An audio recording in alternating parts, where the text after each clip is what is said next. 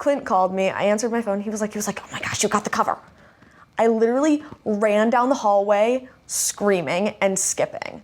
I was so happy. And all my friends were like, what are you doing? And I was like, I got the cover of Entrepreneur magazine. And they were like, what's that?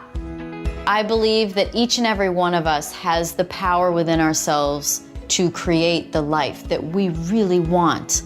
And I want to help give you the tools to make that happen. I'm Danica Patrick, and I'm pretty intense.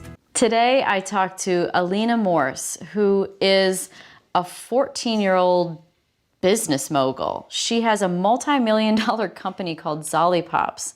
She had an idea when she was 7 years old, to create a lollipop that was actually good for your teeth instead of bad for your teeth. And, you know, sure enough then, by the age of 9, she was already on TV and the product was on the shelves, which is amazing. It's now in 25,000 stores. She is a fascinating young girl. She's very mature. I see a lot of myself in her. She is, we talked about how her life has changed. We talk about the dynamics at school now. We talked about the family dynamic because essentially she employs her parents. So we talked about a lot of really heavy topics for a 14-year-old, but I wouldn't have gone there if I didn't think she could handle it. Please enjoy this show. I wanted to start off by asking you about your idea binder that you had when you were 3 years old. I mean, I can't even remember being 3 years old, but you had an idea binder, is this right?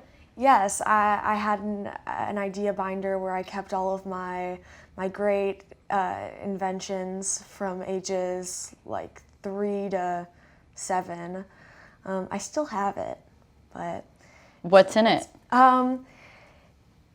You know, lots of product ideas that, you know, had probably already been invented. But, you know, I was like, oh, I'm being so original. Like, I wanted to put, like, peanut butter and jelly in the same jar. And then I got, like, really upset when I found out it was already a thing. Yeah. And I was like, I can't believe, like, they would steal my idea like this. It's preposterous. What else? I had an idea when I was probably 4 or 5. It was, you know, pretty soon after my dad read me the book Rich Dad Poor Dad. And my dad had worked as a business consultant, you know. Wait, how old are you now? 14. You're 14. Yes. And your dad read you the book? Yes, when I was 4 or 5. And interesting choice. I was getting the Lion, the Witch, and the Wardrobe, but anyway. And then I'd sit there and my mom would go, are you sleeping? I'm like, no, Mom, I'm just resting my eyes. And I hate reading. Well, so, you know, after he kind of read me that book, I was definitely intrigued in the world of, you know, entrepreneurship and helping people through business, which was an important lesson in that book. And, you know, I grew up with my dad traveling a lot. He was a business consultant.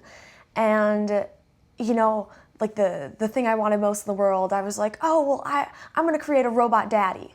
And it's going to be a robot that goes to work for my dad so he can stay home and he doesn't have to travel and he doesn't have to do anything. If he can stay home and he can play with me. And you kind of manifested that on some level. Yeah. I held him captive until he helped me create a company. Yeah. And now he works with you, for you. I don't know, how do you say it? How do you say that? Technically, or do you work for him? He does work for me. Okay. But it's an awkward position because P.S. my parents worked for me too. So we can get into that in a minute. But. I mean, technically, you know, he's been working for me since I was born. But interesting. But now it's just on the tax returns and on all the official documents. So Lollipops, Zollipops, that wasn't in your. Did that end up in your idea binder, or was this where you threw the idea binder in the closet because you didn't need it anymore because you came up with the best possible idea? Well, you know, at first it just seemed like, you know, oh, this is just one of my other inventions, and I was like, oh, it's going to go in the idea binder. I'm probably not going to do anything about it. I'm going to obsess about it for a couple weeks. Then my parents are going to say something else, and I'm like, oh my gosh, I have another idea. But really, I wrote down like a plan in my idea binder, like for Zollipops. I just, you know, wrote down just like lollipops with a stick, color them in. And I was like, I have a business plan. Tell me the story. Tell me the story of how you got that idea. Yeah, so when I came up with the idea, I was actually on a trip to the bank with my dad. And the bank teller had offered me a lollipop, and my dad told me, you shouldn't have candy because sugar is terrible for your teeth. So I asked him, I was like, why can't we make a healthy lollipop that's good for my teeth so that I could have candy? And you couldn't say no. And it kind of started out, I was like, oh, well, this is perfect because this is something that me and all my friends can have, and our parents just can't say anything about it. We have all the power. Lollipops then. Yeah. And it's good. Yeah, we can just eat candy whenever we want. And I really wasn't expecting it to turn into, a multi-million-dollar company or something that, is sold in Target, Kroger, like all the places that my mom took me grocery shopping, like my entire life. Mm-hmm. And, I just like, from that plan and the idea binder to a real thing. So that was at 7, right? Yeah. And then 2 years later, it's on the shelves, right? Yes. 2 years later, it's for sale. Yes. I want to talk about that process because businesses are hard to start. Inventions are even harder. So your dad told you need to do your research, is that right? Yes. I told him, I was like, when are we going to make these lollipops? And he was like, Alina, if you want to get something done, you have to do the research, you have to write out a plan, you got to do the work. So what did you think of that? It sounded fair. I was like, okay, You're like, Dad, I'm a dreamer. I'm not a researcher. That's what I would be thinking. So what was your sourcing? Like, how did you research at 7? Geez, Encyclopedia Britannica was what I had at 7, but the world's a bit of a different place now.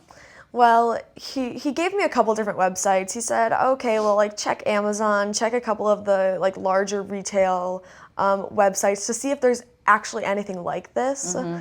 So your dreams didn't get crushed, kind of like the peanut butter and jelly in the same jar? Yeah. Yeah, that was a tough time. I want to make sure that you understand that my invention when I was a kid, because there was Invent America, was I created the Easy Reader, which was a book shelf, so your book would sit up so you could look at it, and then it had like little buttons in the back where you could raise and lower the back of it, and a spot for your pencils in the front. Pretty sure that existed. And then my other really great idea was that I wanted to, that I made Tic Tacs that also brushed your teeth. I just basically covered Tic Tacs in toothpaste. So anyway, those didn't work. But tell me about how you got yours to work. Well, so after I like checked Amazon, I checked probably like Walmart.com, other retail websites, and I found that there wasn't actually anything like what I was thinking. Like I found like sugar-free candy, but it was like Werther's, Russell Stover, like your grandma's purse candy, and there was nothing that was like cleaning your teeth, nothing that was sugar-free and fun. Like that was definitely something I noticed. Like all the sugar-free was kind of dull, it was kind of boring. And I was like, well, kids aren't gonna wanna eat sugar-free or things that are good for you if they're boring and they don't taste good. Well, like when you think sugar-free, at least when I think of sugar-free, I think of those little like caramel candies that my grandma has. And she'd be like, oh, do you want a caramel candy? Like, no, Grandma, no, I want real candy, not that. Not the candy that's been in your purse for at least a year. So you wanted to create something new. Exactly. You didn't want some new version of an old product. You wanted something new. Yeah, I wanted, and it was like, there was nothing like it. So how did you go, so you do some research, you realize that it's not available anywhere. Nobody makes this, from what you can tell. Then what?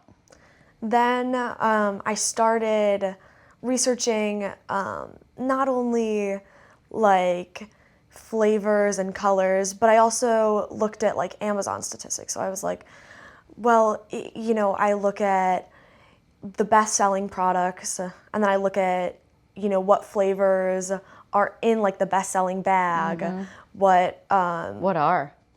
It was, I want to say the top 6 it was like strawberry, grape, orange.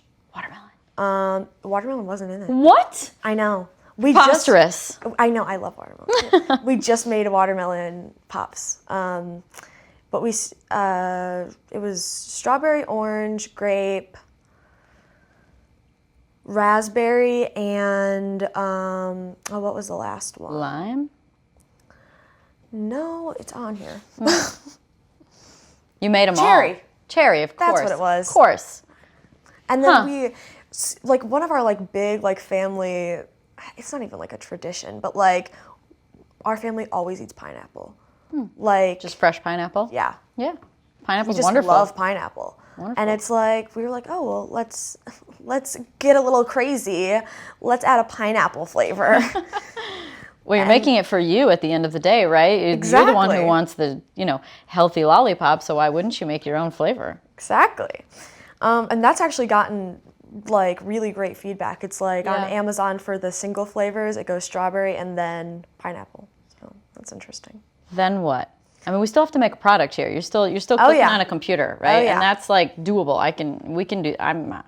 I would do that research, but now you have to like make the thing. Yes. So, we were doing the research. I found all of this like information about, like lollipops are the most preferred hard candy out of kids. Okay. And like all of these like random facts, along with what is now our mission statement, which is, so tooth decay is actually the single greatest epidemic facing kids in America today, according to the U.S. Surgeon General, and it's a preventable disease. So, Not hunger? Well, I mean, at least what I think about is when I think like the number one epidemic, I'd think, in America at least, I'd think, asthma, food allergy, food intolerance, which are all on the rise, and you see them in your everyday life. Lack of confidence, things like that. Yeah. Very detrimental. Yeah.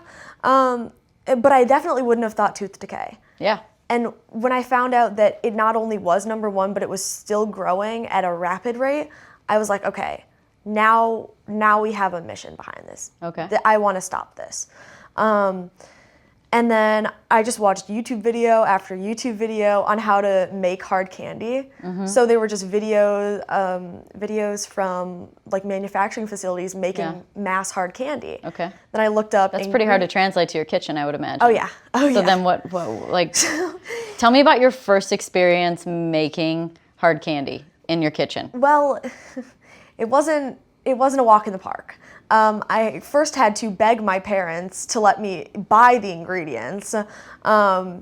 Which were? Well, I had like taken an ingredient list of like a normal lollipop, and then I like replace the sugar with like stevia. Yep. And like I used like switch things out. natural like flavors and colors and things like that, which was like our like very first like ingredient list. Right. Was there like beet juice and things like that in these to give it the color and stuff? Yeah, like it's like turmeric, Yep. annatto, beet juice. For the blue ones, we just made blue lollipops, like a blue raspberry flavor, and it was like impossible to find a blue, and it turns out it's like algae. So like that's really interesting. Yeah.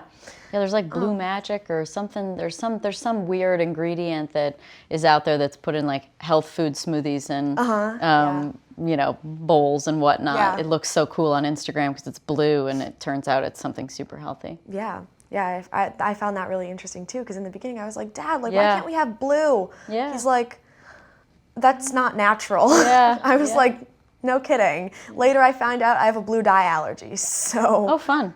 Well, that's okay, right? Because you can use something natural and it's Exactly. fine then, No, right? yeah, that's fine. But like the blue one and like Blue Lake, like. Oh, yeah, those are things the that you things I'm see on the allergic to. ingredients Yeah. list, and you're like, what the hell is that? Yeah, it's blue. Like Yellow number 5? What are you?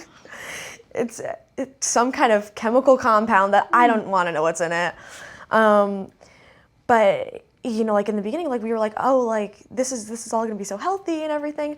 And so I went to the store, I bought the ingredients. I'm at home, I'm in the kitchen, I'm like boiling sugar. I had like my parents like order like a candy That's thermometer dangerous. on Amazon. Yeah. And I was like, ooh, I'm so sciencey. Like I had I can't remember. Oh, I had like an apron. I had like a chef's apron, and I was like, oh my gosh, I'm like a mad scientist, Okay. like doing this experiment. But I'm putting like hot sugar on like parchment paper and like putting it in the oven or like something. Oh, really? Like, Is that what you do? Is it supposed to No, cook, or is it supposed it's- to just cool? it's just supposed to cool. Okay, but yeah. I was like, oh yeah, it needs to be even hotter than the boiling sugar. It just, that makes sense. You're like, it's not firming up. I must need to turn the volume up. Melt Turn the heat it up. more.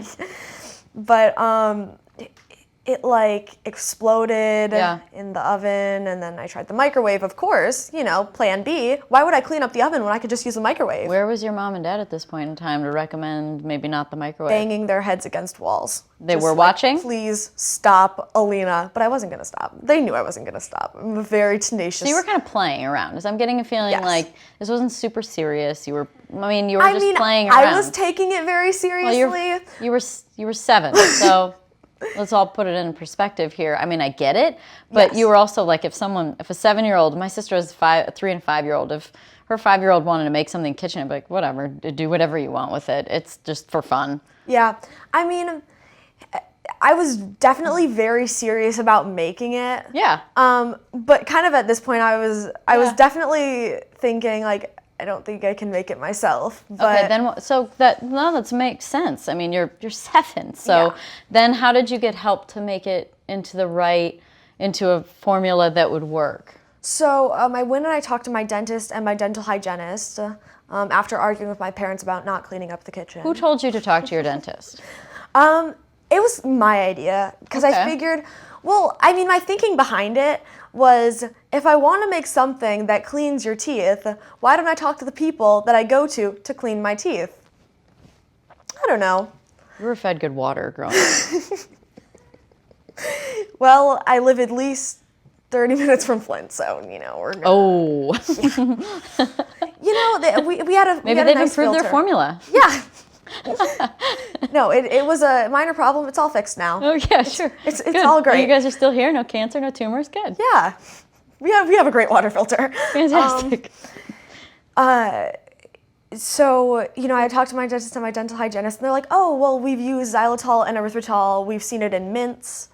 They use it in their, like, foamy teeth stuff that they put Okay. on your teeth to clean it. Tastes Okay. gross. Or, I don't know. Lots of dentistry things that I don't really understand. But, like, they're like, oh, well, we've seen xylitol and erythritol used in mints that are, allegedly cleaning your teeth.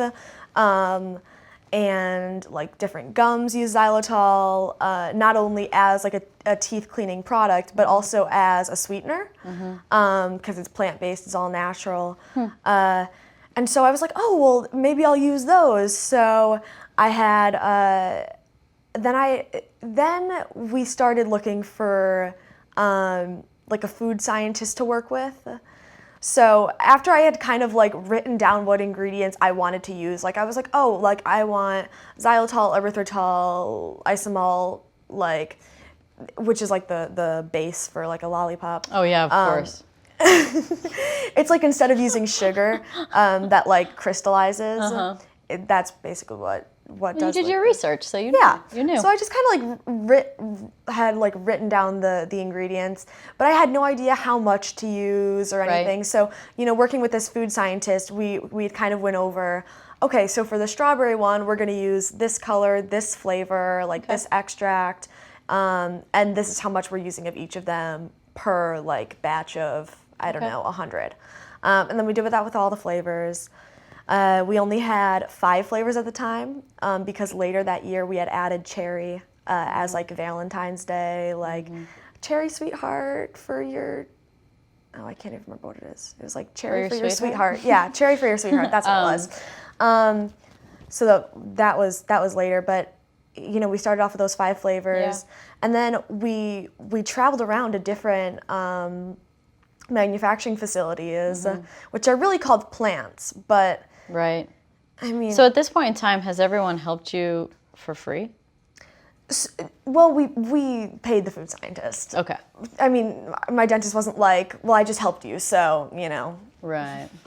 You went in as a 7-year-old for advice, and he just gave you some advice, right? Yeah. And then the food scientist, though. Well, we hired them to Right. help us. So is this person part of the team now, or was this just a it was one-shot thing? It was just kind of like a consulting Right. kind of just like one time and we'd worked with like different food scientists. So like how much did that throughout the food journey. scientist cost? You're 7. Oh, I don't know. It wasn't that much. Did you pay for it? Yes, we did. You paid for it? Well, we put together a budget for this. Oh, okay. So Your parents are helping you at this point, right? Yes, Okay. yes. My parents were very supportive of Yeah. my business Yeah. ventures. Okay. Because they kind of realized that I was like doing the research and I was putting the work in, and they were like, "Okay, she's serious. Like, all right." It's no different than if your kid is interested in playing sports and you have to go get a mitt and, a bat and a ball or, cleats or whatever it is that supports your sport Yeah. or activity. Say you want to go to tumbling class and it's a membership and you have to pay for, each session. I mean, they all cost money. So it makes Yeah. sense. If you're really interested in this and they supported you Exactly. in this in the experience. same way. Yeah. So like in the beginning, like when we were this was like around the stage, like when we found out that we wanted to find a manufacturing facility, this is when we kind of like put the budget together. I literally took like my money like from like birthdays, Christmas, grandma. I was like, "Hi grandma, I'd like to start a business. Donations."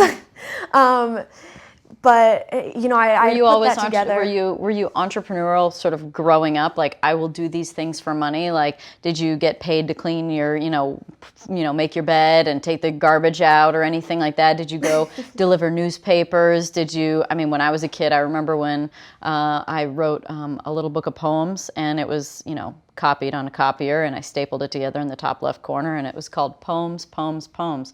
Trust me, I did not spell poems right. I did not spell it poems. I spelled it Pomes, poems. And, and I'm not good at spelling still. But anyway, I went and sold them for $1. So that was my entrepreneurial sort of interest when I was at that age. So did you have that in you? I'm just trying to figure out how at 7, 8, 9 years old you had really any money. Well, your grandparents are like, "Oh, we're gonna put this into our college fund," but then it kind of just ends end up like just like sitting as cash in my piggy bank. 'Cause I'd get like $10 for my birthday. Well, that really isn't going to go very far for the scientist. So we came up with, I don't know. Well, I came up with a certain amount of money. My dad and my mom like matched it with like a little bit more than Why are you being so vague right now? Well, because I'm not very good at math. And so I was like trying to split $7,500 in two, but then I was like, I can't. And then I'm going to start counting on my fingers and it's going to be a whole thing. Well, see, now you'd see that I can totally relate. My math skills are super poor. So Yeah. I'd be like, 8,000 divided by 2 is 4. Then never mind, skip it. It's 75 divided by 2. So that was the plan, moving 7,500 divided by 2, which is something that someone listening would know. I feel like it's a decimal. Yeah, probably. I need a calculator for that. So that was the amount that it took to move forward to Yes. manufacture this product. Yes. So, with that $7,500, we took it to different manufacturing facilities or plants, as they call them in the candy industry. Got it. And really, when we were going to like tour these plants, I like one of the times, like at the very first tour, we were like going through the entire thing, and at the very end, I was like, Dad, like this was a really cool experience. Like it was so great to see like how they actually make candy and like not seeing it in a video. But where's the plant? And he looked at me. He goes, "This is the plant." And I'm like, "No, like a plant with leaves." You're like, "No, this is a facility." Yeah, he's like, no, this building is the plant. They're trying to use some psychology on you to call it a plant, like it's supposed to be real positive. It's a manufacturing facility. It's a bunch of iron and Steel equipment. Yeah. Yes. But I was like, Okay, so I you was get the really first product. excited to see the plant. I So was like, I want. How this many must be the versions? How many versions came out before someone manufactured the product? We did about 18 plant trials. Okay. So Oh wow, with these manufacturers. yes, Oh wow, all 18 different ones, they were like, or like we would do each like would do a few. So yeah, each would do a few. Okay. There were all right. maybe. Was it a clear winner? Did you have like a clear winner? Not Which one at you wanted? first. Did it come down to price? No, it kind of came down to who had the facility that we could do nut-free, so that we could make the claim that it's nut-free. Right. Right. Who had it so that, I mean, we weren't just making like a normal lollipop. We were making a sugar-free lollipop. So it had to be used on different equipment than sugary lollipops. So they had to have separate equipment, and working with xylitol and erythritol, that needs special equipment as well. So we had to be selective of plants that even could manufacture it. But, you know, in the end, it all came down to, oh, okay, this one's nut-free, this one is closer to us or farther from us, or it just kind of, it happened in a way that we were just kind of like, okay, this one is just... Are the manufacturers the one that then distribute your product for you too? No, so we will do the manufacturing there. They'll ship it to, they'll either do the bagging at the manufacturing facility, or in some cases, we have another warehouse that bags.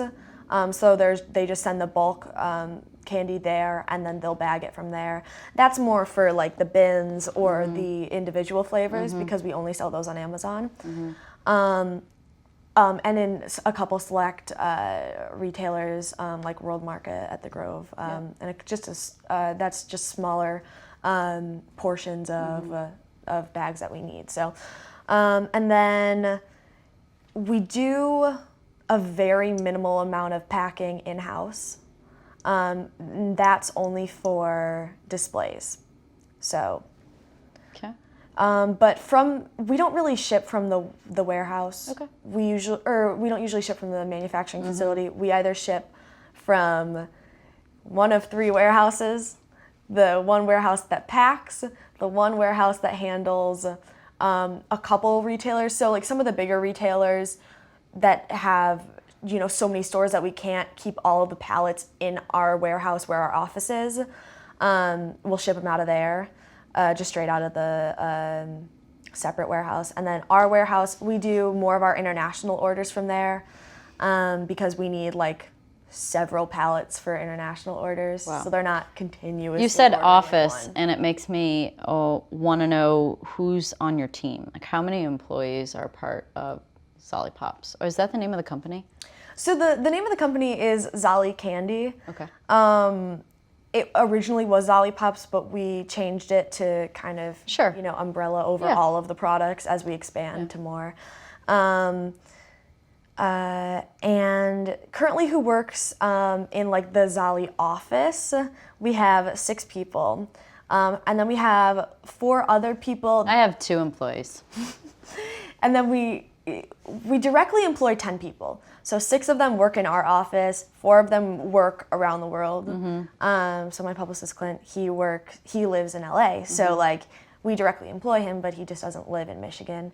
And then our head of sales lives in Pennsylvania, but we directly employ him as well, as along with a couple other people. And then in total, we probably impact about 300 jobs, from the manufacturing to the packing. And do you have investors? We do. We do have, they're more like angel, family, and friends investors, which are the only ones that we've... You just have money that grows on trees. You got all kinds of stuff going on. You come up with 7,500. You have angel investors. It's magical. I mean, yeah, you know... and it's working, which is amazing. But, so, did you have to give away a part of your company?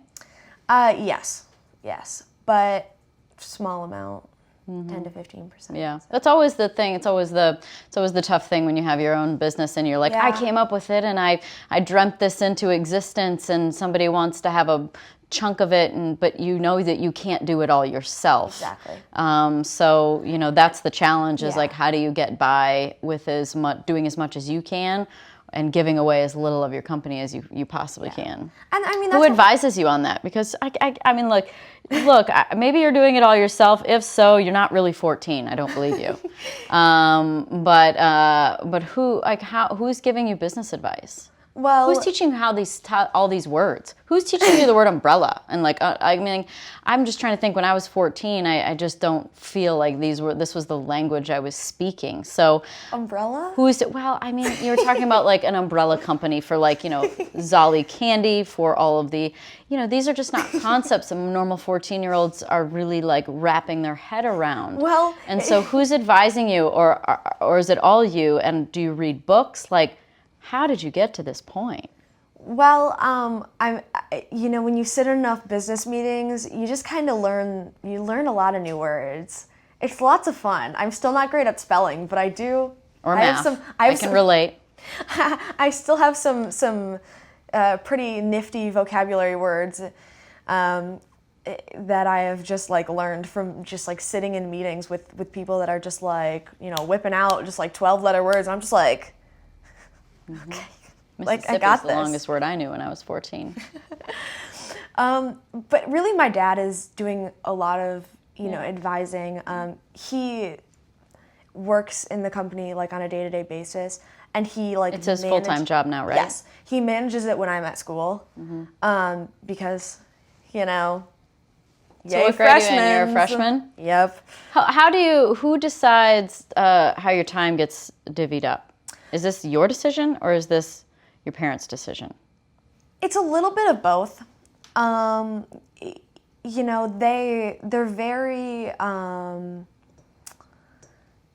very supportive of the company, but they also know that it's important for me to have like my real like childhood experiences. And tell me about your real child. Tell me about real childhood minus being a business mogul. Well, I feel like it's definitely that's a hard question, because this was a big part of my childhood.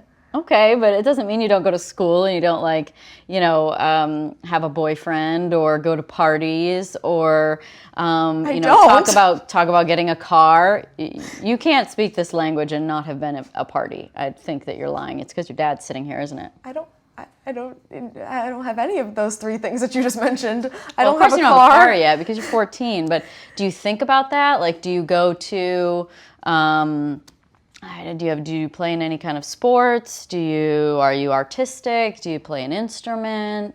What do you do for like? What do you and your friends talk about? Can you relate at school? I mean, like, are you at a point right now where you're like, I don't fit in. Like, I'm not entertained or interested in the monotony of school, and I would rather do this other thing that's so much more fulfilling and stimulating, and biology's just really not doing it for you.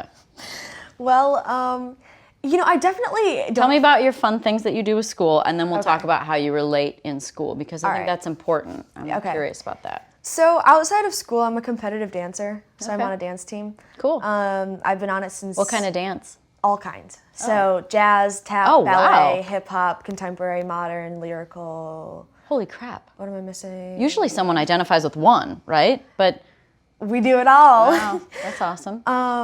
So I've been dancing since I was like 2.5, and I started my competition team when I was 7. It was seven. Being a 7-year-old, it was lots of fun for me. I was doing competition dance. I was building a company. Yeah. They say they say there's like 7-year cycles with your life. So you're at 14 now, which is interesting. I feel like a lot of interesting things happened last year. That was like my life. Yeah, about every 7 years. Yeah, 7-year cycling. 6-year cycle, same thing. Okay, so you do dance. Yep. So that's a couple days a week. I also just joined my school's pom team. Okay.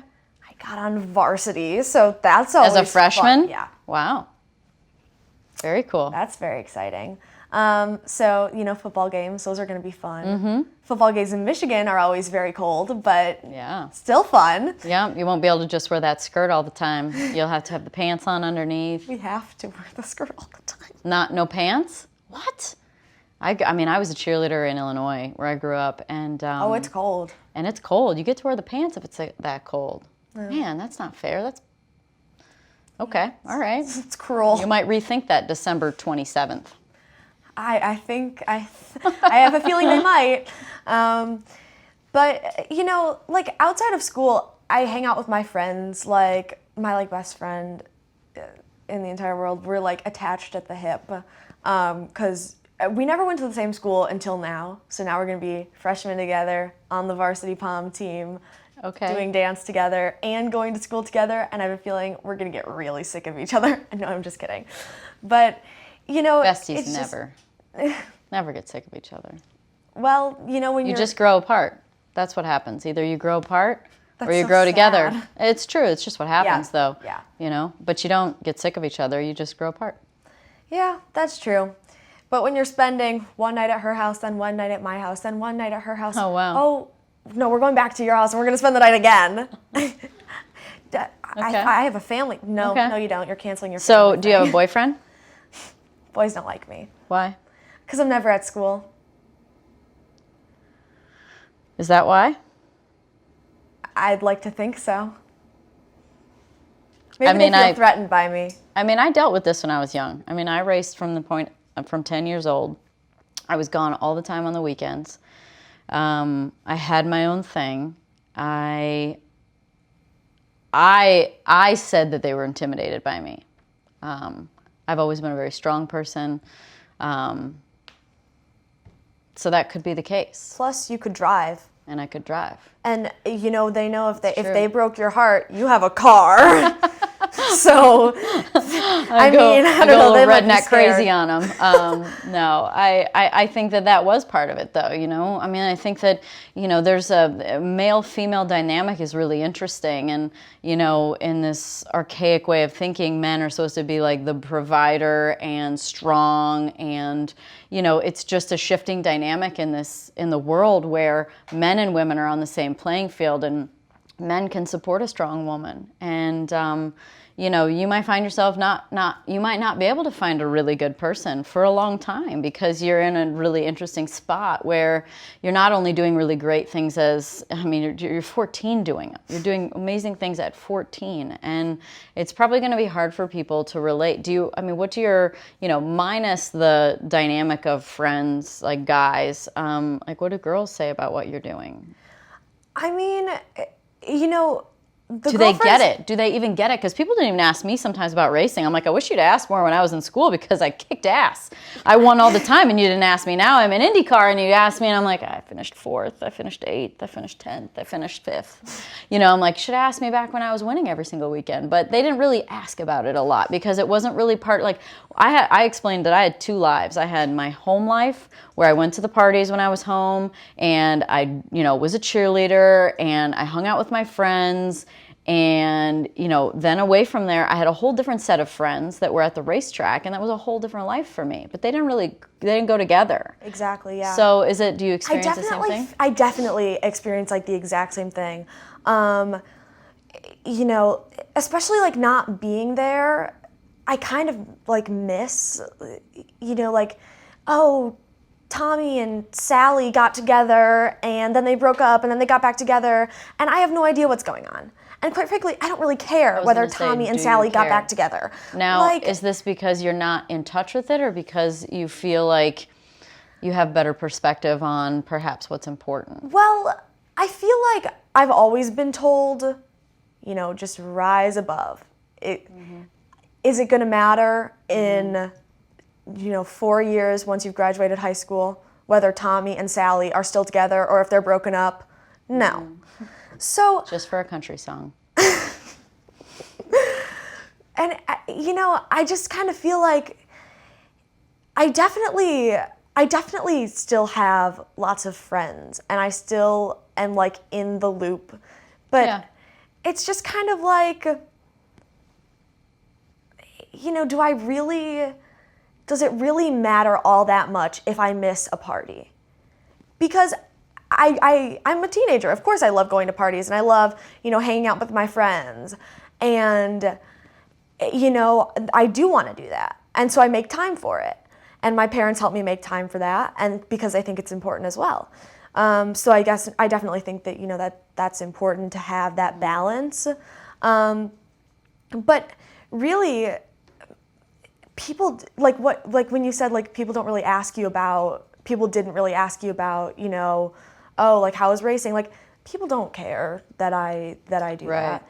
Like, I could say like, oh my gosh, like I was the youngest person on the cover of Entrepreneur magazine. Like, that's incredible. Like, a magazine that I Dude, read. I was excited when I was on the cover.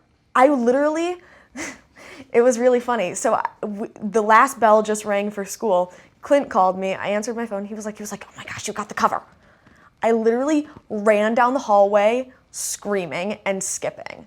I was so happy. And all my friends were like, what are you doing? And I was like, I got the cover of Entrepreneur magazine. And they were like, what's that? So it's like, it's just a different world. They just don't understand. Do you feel like sometimes you have to hide your successes because it seems like you're gloating? Yes, What does definitely. that feel like? Well, only to certain people. I feel like my close friends, they're happy for me, and they realize that, you know, especially ones that I've been friends with since I was like young, they realize how much work I've put into it and how passionate I am about it, and they're happy for me. But like the people at school that are just like the mean girls and, you know, You what realize why I they're like mean. to call the blonde mafia, who, you know, were never very nice Every to school me. has their clique names. Oh yeah. I remember mine from high school too. And, you know, You realize they why they're want us. mean, right? Oh yeah. Why? Well, they obviously they're a little jealous that I'm verified on Instagram, but Social media is such a kid thing. I mean, I have to do it. It's It's really like kind part of- of my job, I feel like. But it is. It's well, life that's the for same people. thing. Well, that's the same thing with me. Like, I don't do it because I want followers, because I want to be like some kind of like Instagram influencer.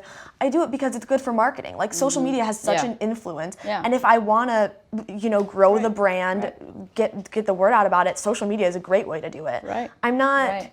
You know, bragging So like they're- I'm so famous on social media. So they're insecure is the problem. Yeah. Because the when someone is rude and mean to you, they are projecting their own insecurities about themselves. So it's really, you seem quite evolved. So this will be interesting for you to look at as you move forward to see what people project onto you that doesn't feel good, because, you know, it's reflecting who they are, not who you are.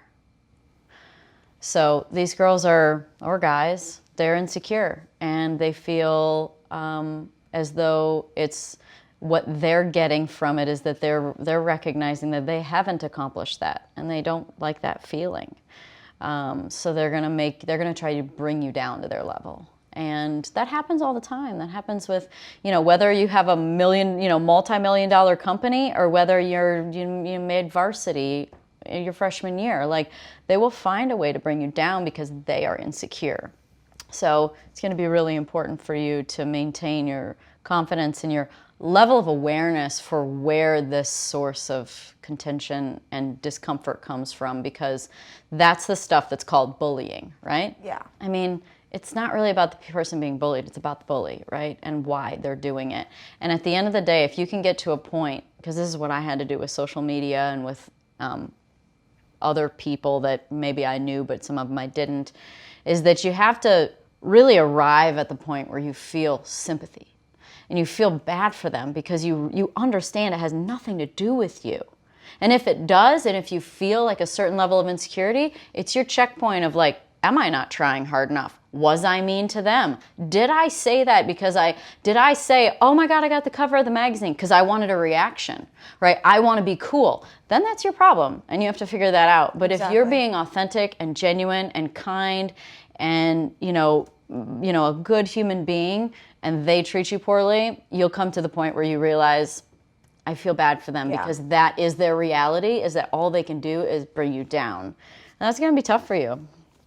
And that's why I really kind of, I make a conscious effort to try and keep it low profile in my personal life. Yeah. Like at school, you know, people will be like, oh, like, why were you gone? I'm like, oh, well, I just had a meeting. That's all. Like, there's no need to expand on it. There's no need to say, oh, well, you know, it was really exciting. Like, I got to like meet all these incredible people, because there's no point in doing that. I had my enjoyment with it. Like, it was exciting for me, but that doesn't mean I need to talk about it or make anything about me. Like, you know, I don't need people saying, oh, well, you know, Alina did this, and that, like, and now she's talking about it. Like, why does it matter? It doesn't matter. Like, It is cool at first, though. It's hard because it's super cool at first. It's You're really like, guess cool. who I met and guess what I did. So I definitely have to kind of like, I realize, okay, I had the experience. I'm grateful that I had this experience. A lot of people don't have the opportunities that I've had. And I realize that, and I just need to, you know, keep it in check. Like, you don't need to talk about it. You don't need to, because the reality of it, even if I wouldn't mean to make someone feel bad, it could come off like I'm trying to brag about it, and then someone could end up feeling bad about it. And that's the last thing I would want. So. Do you ever feel bad? And do you ever get to that point? Do you feel offended or sad or insecure? I mean, do you get to that point sometimes? About things I've said, or like. Just, I don't know, things get to you. I mean, I'll see like comments on like videos, not necessarily on my personal account, but like on videos that I've done on like that they've appeared on like other people's Instagrams or like big like media outlets on Instagram, and I'll look at the comments and it's just like, and I think about it, and you know, sometimes I want to be petty and I want to respond and I want to be like, you know, like, it's not nice to like say stuff like that, and like, you know, it does hurt, and it's like, it's hard because it's. What do you do then? Who do you go to? I just think about it. I say, you know, responding, give them what they want. If it looks like, you know, it's hard not to react, because I feel like I definitely have kind of I have a personality where I will snap back. Like if somebody says something to my face, I'll be like, no, like that's not okay. Like, don't say that. But, you know, on social media, things can really get twisted around to sound really bad. So there's no cadence or anything. There's no inflection. It's just words. Yeah. So, you know, I can just sit there and I say, okay, keep smiling. So that's your opinion. So you internalize it? Yeah. Really? And, well, also, like, I do tend to, like, read them, like, when I'm with, like, my mom or my dad or, like, my friends, and they're like, just let it go. Yeah. Let it go. But you don't have anyone that you talk to about when you're upset? Well, you know, my parents are definitely they definitely tell me, they're like, it could have nothing to do with you. Right. It could be something that somebody else is going through, and they just need an outlet. And social media has been an outlet for people just to hate on other people and makes them feel better about themselves. And honestly, I'm kind of at the point where if it makes you feel better about yourself, there's nothing I can do about it. Like, if that's what you choose to do with your anonymous like social media account, it's just not there's nothing I can do about it. There's only one solution to this. You need to get a burner account, and you need to just burn them all. No, that usually gets found out. Well, I think it's important because, like, whether, you know, for me in my life too, no matter what point I've been at, there's got to be somebody that you can go to when stuff is difficult. And shoot, I mean, if it's got to be a therapist, it's a therapist. But if it's your parents, it's your parents. If it's a friend, it's a friend. But, you know, there should be people that you can go to when things are difficult, because that's life. Yeah. Like, that's life. I mean, I like, whether you're doing what you're doing or what I'm doing or what anyone else is, you got to have someone to sound off to so that you can, you know, go through your own therapy. Oh yeah, 100%. Yeah. And I really important. Like, I talked to my parents about it, and I'm just like Yeah. I don't understand like why people Yeah. like do this, and like I'll talk to my friends about it. But I feel like I've definitely kind of been taught from a young age, just rise above. That's good. That's literally what my dad says every time, like something, Yeah. like that something is like said, or like, I mean, heck, good. somebody cuts me off on the highway, and it's like, Wait, you're driving? well, no, but like hypothetically, like, I mean, I was illegally driving at 14. In fact, actually, my sister and I were driving around my parents' building. They were in construction.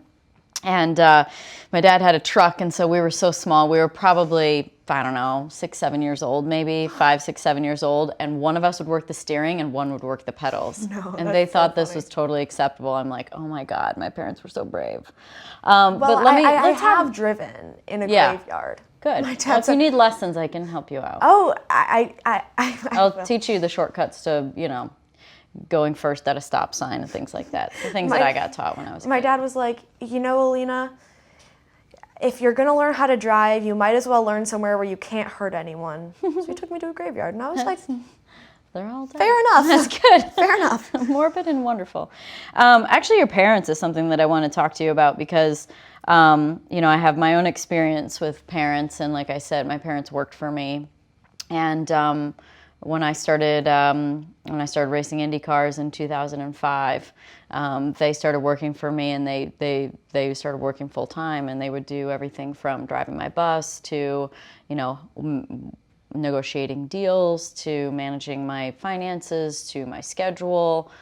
They did everything. And, at that point in time, it really was the best, safest option, right? It just was. Who else could I trust at that point in time? Exactly. And then I paid them. But it's a challenging situation. I would advise anyone to have a plan for that. So I don't know if you've even thought about that or not, or what maybe has changed, because my parents became not really my parents. They were, they would call and I'd be like, oh God, what do they want? Or I just wouldn't answer, because I'm like, it was always about work. It was always about business. And, I think it's an interesting dynamic. And, I know your dad's sitting here right now and you're probably cringing listening to this, but this is important advice as someone with the experience. How has that dynamic changed? And maybe you'll be an anomaly and it'll just flow perfectly. And maybe, who knows, maybe someday you'll have a dream of something else and they'll run this company and you'll be doing something completely different. I don't know. But, what's been the dynamic shift with this level of involvement from your parents with, them working for you essentially, but really probably doing a lot of the work essentially? Well, it definitely, as for level of involvement, they are very involved. Yeah. Like I mentioned, my dad runs the business Right. while I'm at school. He manages the company. Also, he worked as a business consultant Right. before. Well, that's going to be a lot of the before any business. this. You go to school from 8 till 3. So, that's most of the day. Yeah, and like after school, I go there and I work at home and I respond to emails when I'm at school, but there is kind of that trust there where it's like, okay, like I Yeah. definitely like take the wheel. Yeah, like, right. Well, it's just kind of it has to be that way, and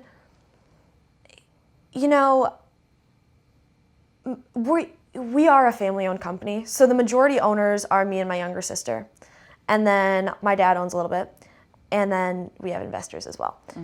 My mom, she is like the schedule like master. Like my schedule is crazy. Like on a day-to-day basis, it is boom, boom, boom, boom, go to bed. That's it. Like not a lot of free time. And Your choice? Or necessary? Yes and no. I have the option not to dance, but I choose to anyways. I had the option not to be on the pom team, but I chose to anyways. Do you have the option to not do a business call or not fly out to California or not? I do. Kind of at this point, in the beginning, we were definitely more like, oh, well, you have this opportunity, like, we need to take this opportunity. Yeah, I know how that feels. You want to do it. Exactly. And, definitely as I kind of get older and I kind of just realize some things just aren't as important as others. And you have to pick and choose. What has fallen away for you? Certain trips I've had to miss, like Fun trips or work trips? Well, we try to make every work trip a little fun. Well, yeah, that's good. Yeah. That's good. That's great. That's a good thing to do. My dad taught me that finally at some point. He's like, try and make these trips fun. I'm like, yeah, that's a good idea, Dad. So I have had to miss trade shows, and luckily I have a great team that steps up and goes, and then there's obviously the email that comes after from the reporter. Oh, I wish I could have seen you there, and I'm just like, I'm trying to make it to everything, but sometimes it's just not going to happen. Right. And if I just can't overstretch myself and then burn out. Yeah. Because it's not worth it to try and make every little thing that everyone wants from me. You just kind of gotta sit back, take a step back and look at it and think, how impactful is it going to be? Right. Is it going to be as impactful as this next thing that I have? Sure. And sometimes the answer is yes, sometimes the answer is no. Right. And when the answer is no, it's a hard thing to turn down, but so you haven't told me how your dynamic has changed with a family. You just told me how busy you are. Well, the family dynamic hasn't really changed all that much. Really? Just because I've kind of grown up with it. Being so young and kind of starting it, I guess I never really realized that it changed. Ignorance is bliss. You don't know what the difference is, right? You've never experienced any other dynamic, so you wouldn't know. Yeah. Right. And, I feel like now I kind of look at it and I'm like, oh, well, other kids' lives aren't like this. Right.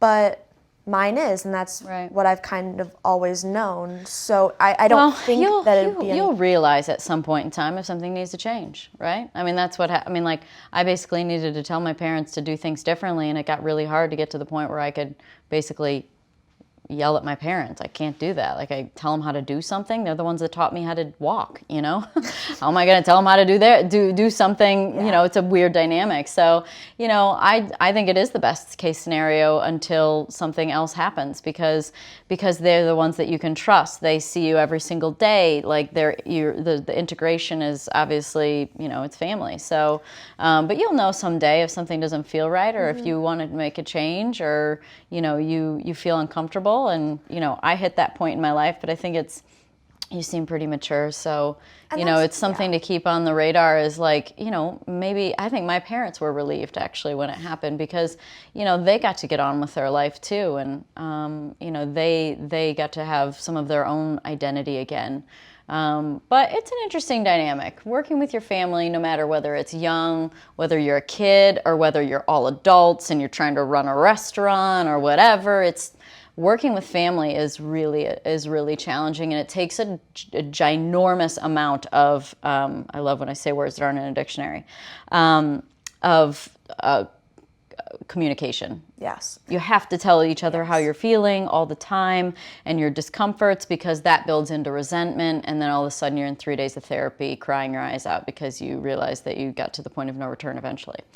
Those kinds of things can happen in life. So stay honest with that. I think that's important. And I feel like definitely we try and find that balance.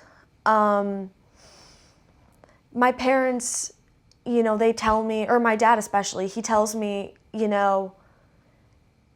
can make, like, you can disagree with me. And I feel like that was definitely something that I kind of struggled with, the idea of, well, if he has an idea and I'm, and I don't feel the same way about, if we should, go this way or we should go that way, can I say no? Can I say I disagree?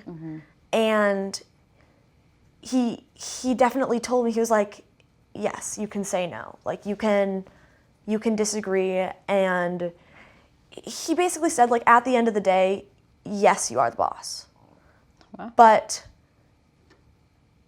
you need to take into account everyone else's opinion and everyone else's perspective. You can't just say, hey, this is my opinion, so this is a decision. Yeah. And so I feel like growing up having that mindset, I was definitely always asking everyone, well, do you have another take on it? Or does anybody else, want to throw out an idea? And I feel like that's kind of how we run the company now.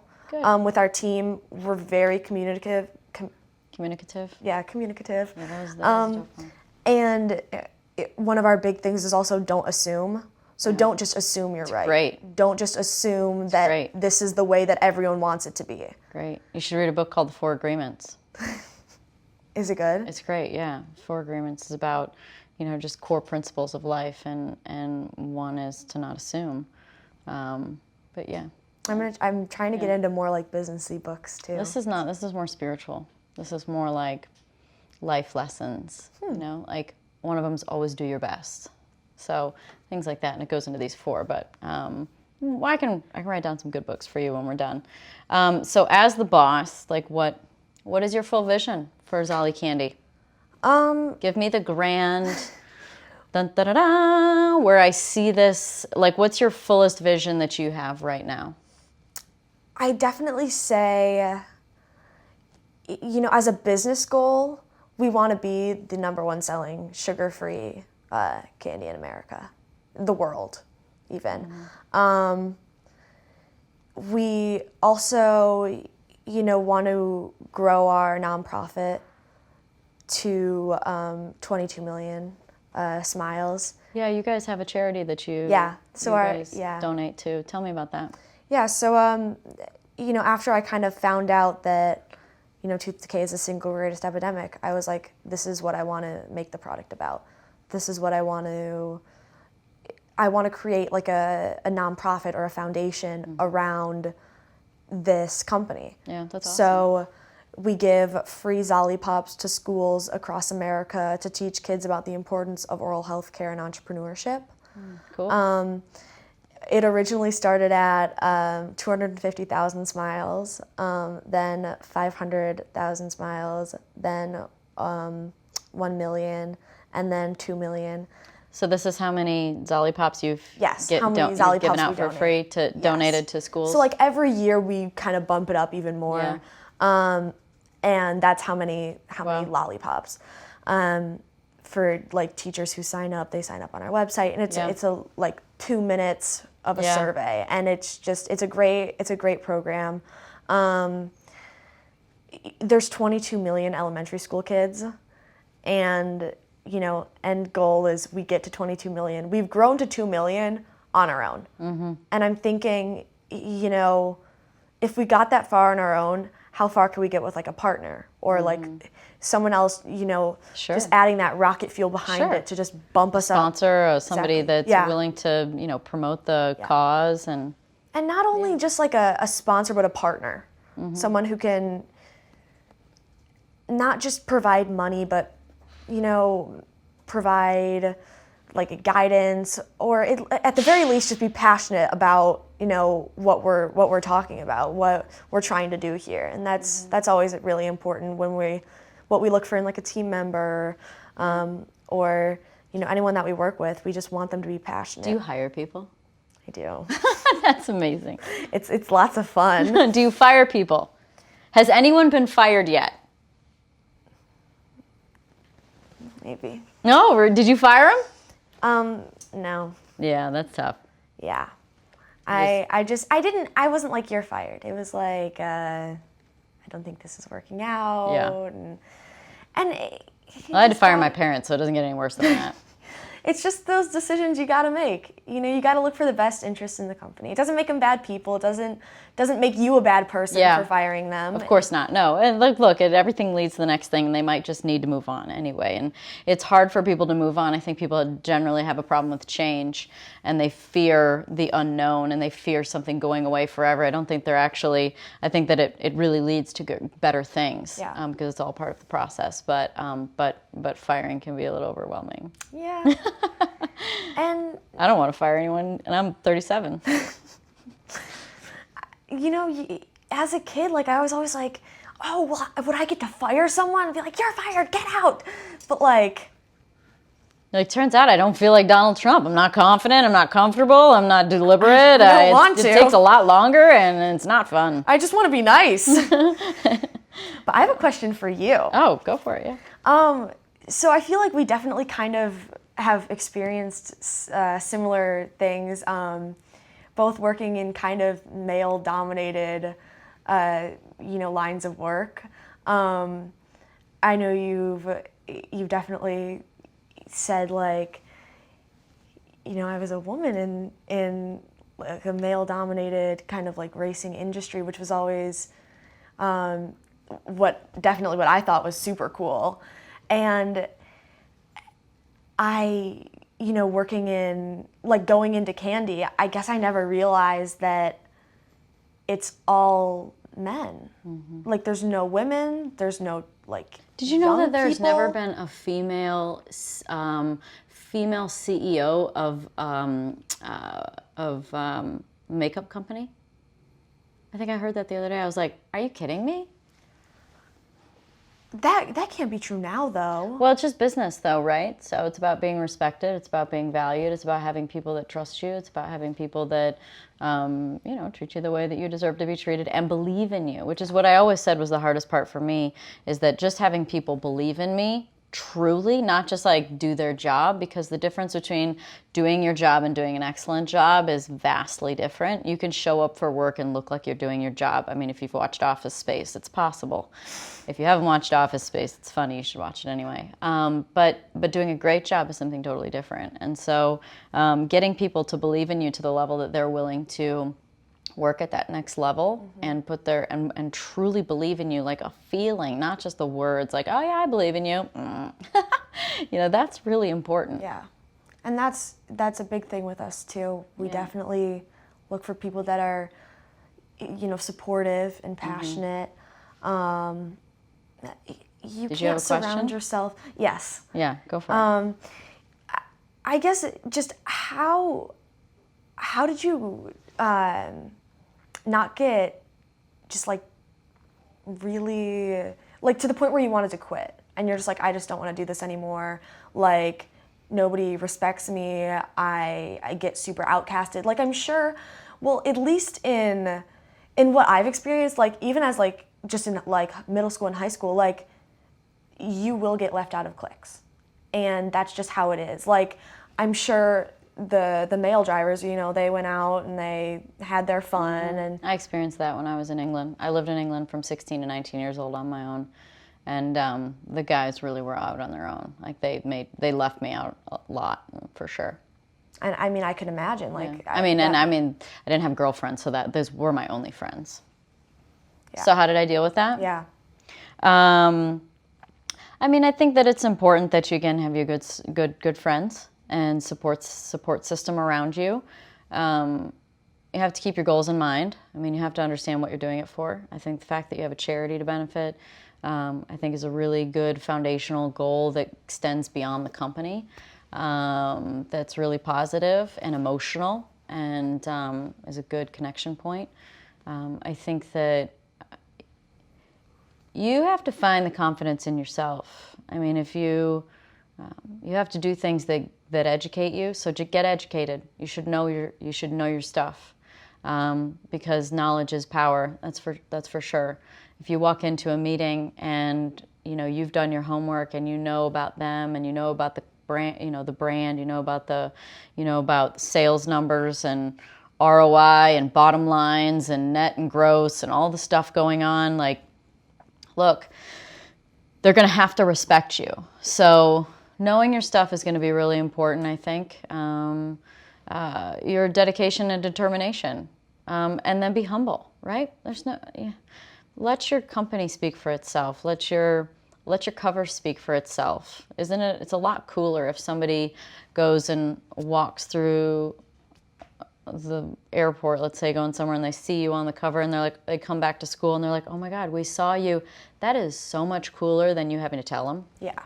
So, and understand why you would be expressing, and like why you would want people to know, right? And we all want to be recognized, and especially early on when things are going on, it's very exciting, but it's coming from a place of insecurity too. It's coming from, or a gloating sort of space where you want to be acknowledged for the things that you're doing because it's unique and cool and different, and you want to stand out. And you just have to self-identify why you're doing that. But the most important thing is that you have a really good group around you, that you do your homework and work really hard, and follow your passion.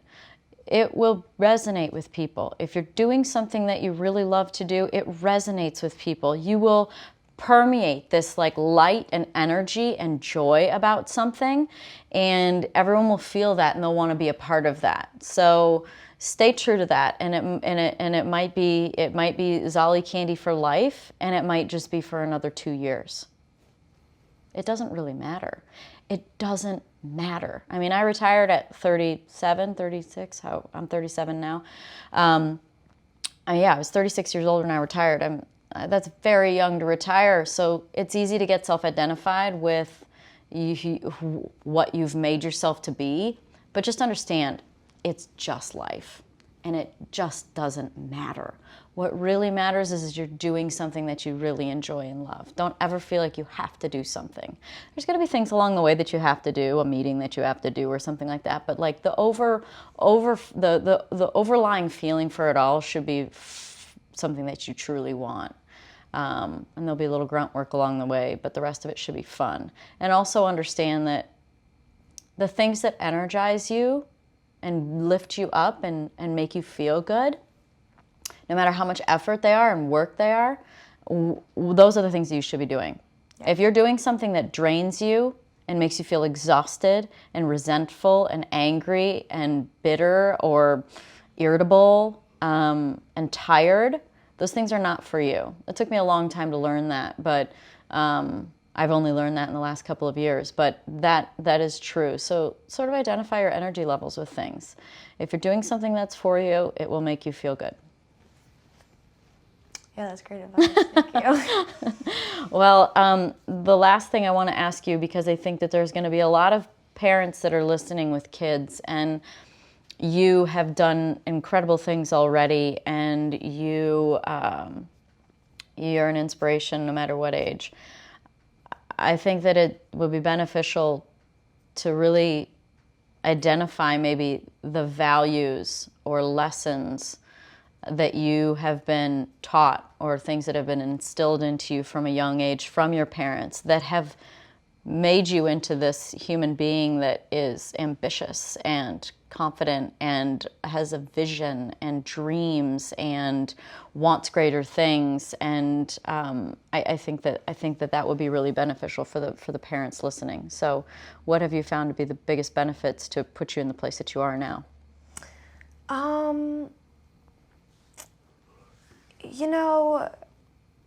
I don't really know if I understand the question. Well, so I could start talking, that's but okay. So let's say you grow up, and maybe like for me, let's say my dad was always a dreamer. So I got that from him, I feel like, where I would visualize things into their fullest extent. Like I would visualize I would say I'm a dreamer because my dad taught me to be a dreamer. He taught me to be a hard worker. He taught me, by leading by example. When I was a kid, my parents they owned their own business, and we would go and hang out at their shop while they cut glass and metal and framed things up until 2 o'clock in the morning. We'd be sleeping in sleeping bags in their office while they were working. They led by example, but taught us hard work. And they taught us that, that is what was necessary to get what you wanted in life. So things like that, like what kind of values, I think you've already said one of them, which was, rise above. I think that's a great lesson. So are there other things like that someone that is a parent with a kid that's 5, 6, 7, 8, 9, 10, any of those transitional years when they're younger could teach their kids, that would help them to become, someone like you that's goal-oriented and confident and ambitious? Yeah, definitely throughout my life, there's been a lot of little sayings that have been just kind of like drilled into my brain and that I live by now. One of them being, my dad used to tell me this, and he still tells me this, every night before I go to bed, since I was probably 2 or 3. He said, Alina, you're an amazing woman. You can do anything. If you work hard, try, believe, and never give up. And it's just like a short little sentence, but it's pretty much like a key to life. Yeah. Work hard, try, believe, never give up. That's all you got to do.